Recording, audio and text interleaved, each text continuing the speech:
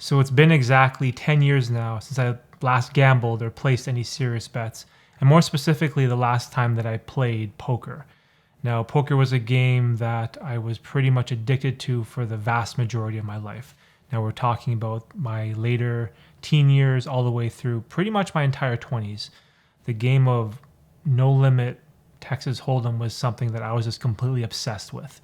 And by proxy of being in the poker world, naturally I found myself in casinos all the time, which sort of manifested in this strange gambling addiction, gambling compulsion habit that I unwillingly and developed over the years. And so I would venture off into the table games, whether it would be roulette, craps, blackjack, and then head over to the sports lines to place a bet on the basketball game. And what happened was, by just being in that environment, in that casino gambling environment with all the lights and the sounds, and the flashing lights from the slot machines and the coins clanking in the tray and all those things, the poker chips riffling, it was such a hard world to get away from. Because when you get addicted to something like gambling in particular, it's extremely difficult to remove from your everyday life. And this is very common in other forms of addiction, whether it's drugs or alcohol or whatever, cell phone addiction. The problem is, a lot of the time, people figure out what they're doing is wrong, or they'll know in their mind. Like, they might even hate themselves in the moment. Like, why am I at the casino? Why am I placing a bet right now? This is so crazy. Like, you absolutely know what you're doing in the moment is wrong, and yet you still do it. So the idea is, how do you figure that out? How do you remedy that? How do you resolve that way of thinking? And so the reason why I wanted to share this video today was because it's been 10 years now since I removed all those bad habits from my life. And in 10 years, you can make a massive change in all aspects of your life. Now, to be perfectly honest, when I decided to quit playing poker altogether, I think I was 27 or so. And that promised myself, I didn't stay consistent with it right away. There was still about 8 to 12 months where I was still, logging in online to these poker websites and playing tournaments on the weekend. And I'd still go to the casino every once in a while and, place a couple bets on my favorite numbers on the roulette table.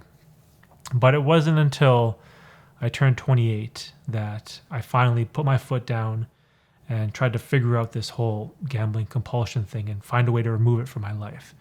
And right now I am 38. So a decade has gone by, and I can say without a doubt, my life has improved in so many ways. I am just so much more content and fulfilled and happy with my life and where I am right now. And the reason why I want to share this is because if you're watching this and you might be at that point where I was when I was 27 or 28, where you're struggling and you don't know what to do, there is hope. There is a path that you can take to find your form of salvation or happiness or fulfillment or just whatever you want to do to remove these negative habits in your life. And so what I wanted to do is I wanted to share what that journey looked like for me from start to finish. And there's this one strange idea that I don't hear people talk about in the gambling world when it comes to overcoming gambling addiction. Because you hear all the common things, right?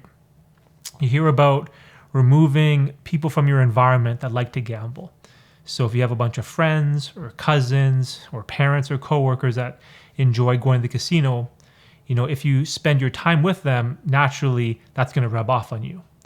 Or people will say things like, go to the casino or go to any of these online betting sites and self-exclude yourself, ban yourself from using an account or opening an account, or even ban yourself from being able to walk into the casino. I think you call it like self-exclusion. And again, these all make sense, right? These are all great steps that you can take in order to remove this negative habit from your life. However, they're pretty much just short-term BandAids. They don't remedy the problem deep down that's causing the addiction. And what really changed my life in all this gambling compulsion, removing negative habits, was self-improvement. This was the one thing that it was like a game changer for me, because I removed myself from all these poker websites. I withdrew all my funds. I blocked my credit cards. I deleted my accounts. I stopped taking the bus to the casino. I had like a membership that would get me on the bus for free, so I got rid of that. I stopped driving there, like going over the border with my friends or family. Like I did all those things where you just remove everything from your environment. But deep down, you still have those urges. You're still addicted to that dopamine hit, to those lights, to those sounds, to that rush that you get from placing a bet and the chance of what if, right? Because that's what hooks you is that little thought in the back of your mind, like what if? Like what if today is our lucky day? What if our numbers come up today? What if I just hit it big one time and it's going to fix all my financial problems? And that what if, that stays in your mind when you have poor mental health. And fixing your mental health is what self-improvement does best.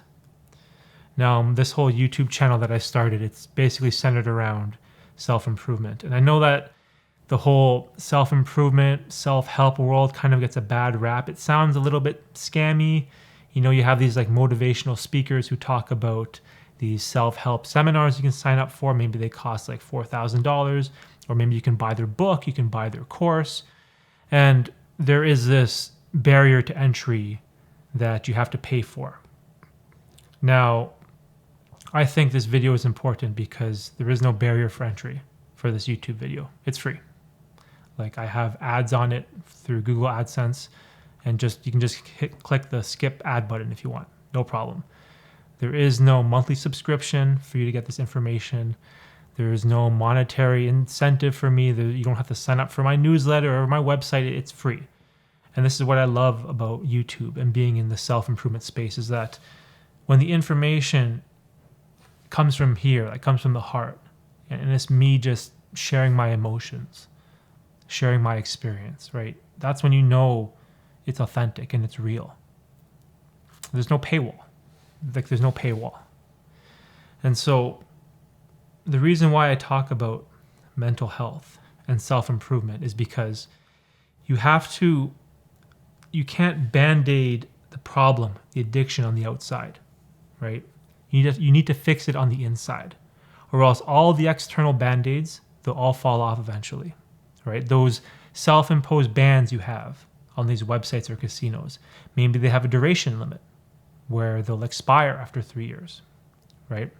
Maybe you distance yourself from those friends that love to play baccarat or poker or whatever, craps on the weekends. But then maybe a few years later, you see them at a family gathering or someone's birthday party, and you reconnect and you rekindle those relationships. So there's always that what if, that band-aid, that temporary band-aid, which only temporarily fixes your problem in the moment, can fall off and then you can relapse. However, if you fix your mental health, if you build a strong mind and a strong identity of who you are as a person, when those band-aids fall off, you won't succumb to your old habits, to your old ways.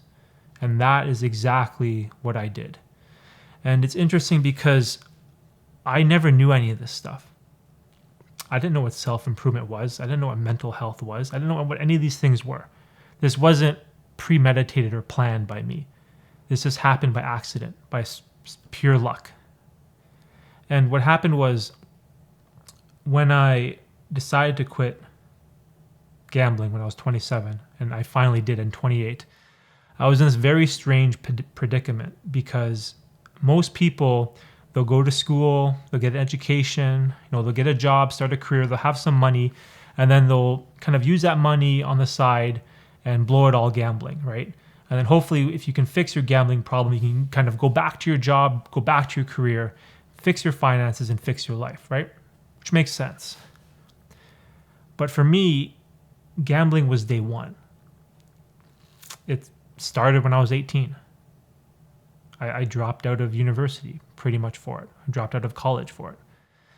And so imagine, being 28 and you have to enter the workforce with no education, no skills, no work experience, or no profession to fall back on. Right? It was like, it was a terrible feeling because the level of self-hatred I had for myself was so strong, right? I was like a 28-year-old nobody, like a bum, a loser.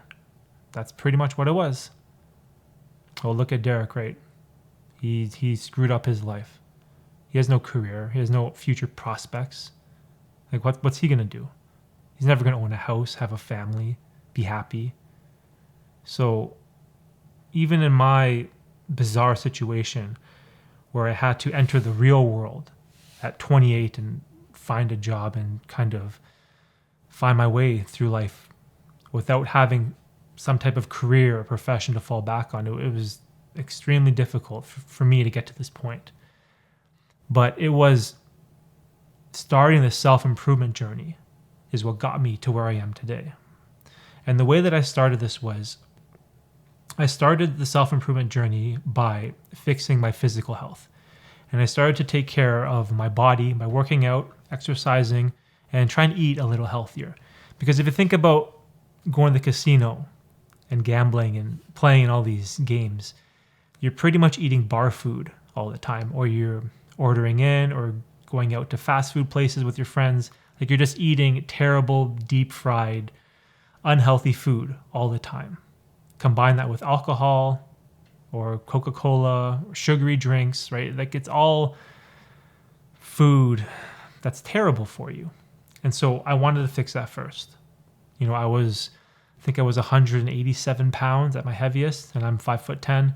So that's not really obese per se, but I had that dad bod, that skinny fat look where, I was weak. I was weak for my height. I was weak for my age, and I was overweight. And so I fixed that. And today I'm 168 on a good day. So my health, it's in a really good place. But by fixing my physical health, what's very interesting about working out is that when you strengthen your body, just by sheer parallels, you begin to strengthen your mind, and you build up this like self-confidence and mental toughness and mental belief. Because now you see results from where I was this gambling degenerate person who drank and ate terrible food, drank alcohol and beer and Coke and ate chips and candy and just fast food, McDonald's, like you name it, I ate it, right? Didn't exercise at all, sat at a poker table for 16, 20 hours at a time. But once I started self-improvement and fixed my physical health, I had this like belief in my mind, like I can really change. Like, I went from this person who couldn't bench press 95 pounds, a bar would get stuck in my chest, to benching like 190, like doubling that. And again, that's not anything to brag about. If that's still weak for most people, but for me, it was a vast improvement in my health and strength. It was huge. And this is when I discovered this idea of mental health, right? And by mental health, I kind of also mean your self-identity, your self-belief of who you are as a person. And I know this kind of sounds a little woo-hoo-ish. It sounds a little scammy, a little like fairy tale make-believe, but trust me, it's real. If you have belief in yourself that you can change, and if you build up this like mental toughness, this callousing your mind, like David Goggins likes to say, if you build up your mental fortitude, you can pretty much overcome anything in your life, especially something like a gambling addiction. And so just by sheer chance, I stumbled upon all this stuff. And this works for all type of addictions, whether you have cell phone addiction, porn addiction, instant gratification addiction, Netflix, video games, whatever it is. If you can fix your mental health, it's so much easier to overcome your bad habits. It's so much easier because not only do you believe in yourself, because you know you can change, you know you've overcome your bad habits in the past. And what I decided to do was to take my mental health very seriously. And this is just like taking your physical health seriously. Whereas I stopped consuming junk food. I stopped feeding my body this terrible food. I also decided to stop feeding my mind terrible information, terrible garbage. So I got rid of things like Xbox, PlayStation, video games. I got rid of Netflix, got rid of TikTok, Instagram, right? All of these forms of instant gratification. I removed all these things from my life, right? And I tried to focus on just building an environment for my mind to be more healthy. And that allows you to become a better person on the inside, because that is what you need, right? You need to be strong mentally. That when your friends call you up on a Friday night and go, hey, you want to hit up the casino? You want to bet on the basketball game? You want to play some roulette? What are you going to do? Right? Are you going to rip off that BandAid and just say, okay, let's just go? Or you're going to have the mental toughness, the mental strength, the belief in yourself to say no, that this isn't who you are anymore. And this is where your self-identity, it's so monumental in this journey. Because what I did is, when I removed gambling from my life, you'll free up this massive block of time, or at least it did for me, because the vast majority of my evenings were spent taking the bus to the casino, playing 8, 10, 12 hours, then taking the bus back. So that's like a 14-hour chunk in my day that I had all this free time. And so what I did was I tried to think of something like, what would be a good habit that could use up my time that would also benefit my life. And so this decision, you might not know exactly what it is, but what I recommend is to try a bunch of things. Like, try exercising first, try going to the gym first, maybe trying a sport, a musical instrument, some type of arts and crafts. Like, try something. Try some type of hobby that may spark, that curiosity and that happiness and that kind of compulsive, obsessive personality, to now you can allocate that block of time to something beneficial in your life. And so for me, in the beginning, it was working out. But eventually, what happened was I discovered this. I discovered cameras. I discovered YouTube, videography, all of this stuff. And this is when I found sort of like my passion in life. I became obsessed with camera gear and lenses and making videos and editing videos and telling stories and learning all this stuff. And this is where I allotted those extra hours of my time. So now I had this self-belief that I could overcome any of my bad habits, right? I had the willpower to say no to temptation when friends or family members, wanted to go down that path. And now I had my time allotted to something that would hopefully improve my life. And even if it didn't, at least it gives me happiness. I love just taking my camera out, making these videos, maybe going out for a walk or a hike somewhere, taking some pictures or whatever. Like, this is something that I just love to do. When I take my vacation days from my day job, I like to spend my days off with my camera. I love to practice my videography skills. I love to practice editing these videos in Adobe Premiere or After Effects, or learning a new transition or whatever it is. Learning a new way of telling a story or improving my ability to speak. These are all positive attributes that was consuming my time now, which in the past was used for gambling. And if you can stay consistent with these new habits that you want to incorporate into your life and kind of stay away from the bad ones, this is where you'll see a tremendous amount of gains and benefits in your life. And even like for me, for example, right now, 10 years later, I don't have any debt whatsoever. I don't have any credit card debt. All my credit cards are all paid off. I don't have any unpaid bills. I don't have a car payment. The car is paid off. The only type of debt I have is this house that me and my wife own, that we moved into earlier this year, I think about when was it, April? So I have a mortgage, and that's pretty much the only debt that I have. Like, it took me an extremely long time. It took me so long to get here, right? But again, like, what did I do? Did I complain about the casinos? Did I complain about this addiction that I had? Did I complain about wanting to pick up these poker chips all the time? Did I complain about the government, inflation, taxes, the economy? Like what did I do? Did I complain about any of that stuff? I went inwards, and it came from a place of that self-hatred where I just wanted to make a change in my life. I didn't want to be controlled by these compulsions anymore because of this super addictive, obsessive, compulsive personality that I have. And this is something that I'll have to live with. Like, I don't think I've cured my gambling addiction, but I found a way to live with it. When things like the Super Bowl just passed, when I lost $5, I had a friendly bet with a bunch of my friends, and I was willing to throw $5 into the pot. And if I lost, I lost, and that's it. And it didn't escalate like before.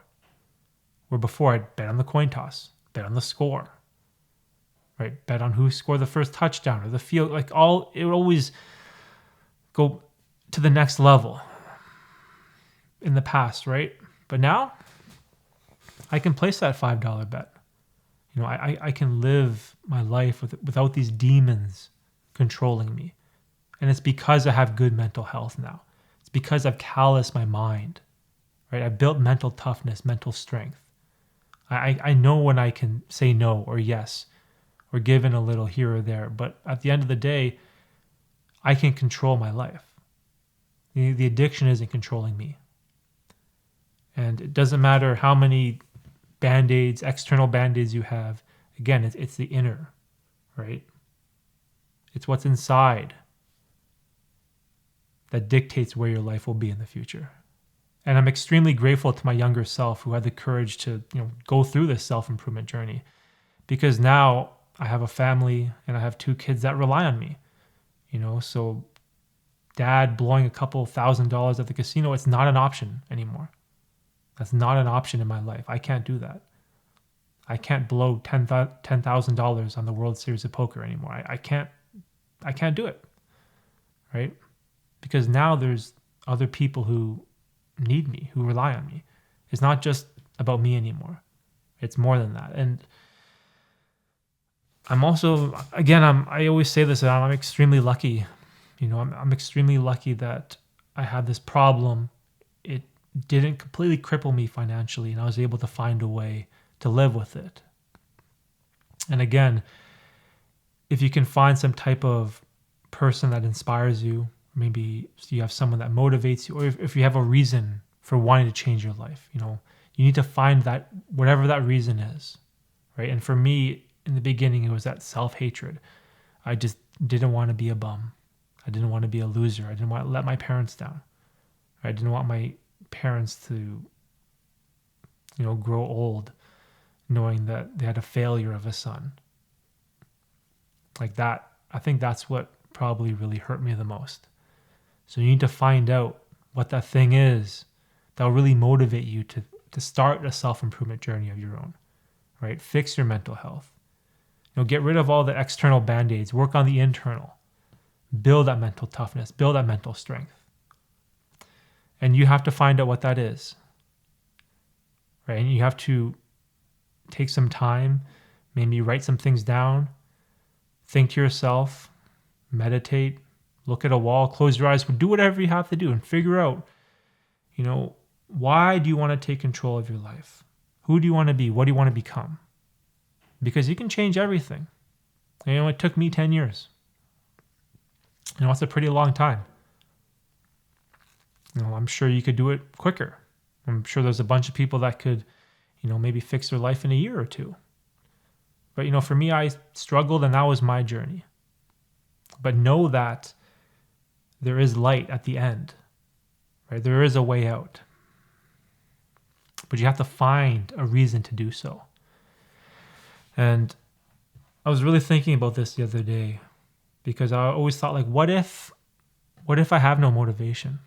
What if I had nothing to motivate me to make a change in my life? One of the best things you can do is this right here. You know, one of the biggest reasons why I share this whole story of vulnerability and all my hardships and failures is because the best thing that can come out of this is me helping someone else. And hopefully, if this helps you, then you need to carry on that message and help the next person that's struggling, because there's always going to be a next person. So if you can't do it for you, if you can't do it for your friends or family members, or if you don't have someone that's important enough to make a change for, then know that this whole self-improvement journey of removing negative habits from your life, removing these addictions and becoming a better person, one of the most fulfilling reasons to do so is to pass it on to someone else, right? Share your story, what you went through, what you did to get better, what worked for you, what didn't, how did you struggle? How did you find the right answers? How do you find the courage to say no to people? And pass that on to the next person, because this is what human beings are great at doing, right? We're great at helping the next generation that's coming up. And the way that society works nowadays with instant gratification and our cell phones and the access to just gambling websites on your phone, I'm worried for the younger generation. So hopefully this video helped you in some way. If it did, let me know in the comment section down below. And remember that 1 year from now, you're going to be thankful you started today. Thanks for watching.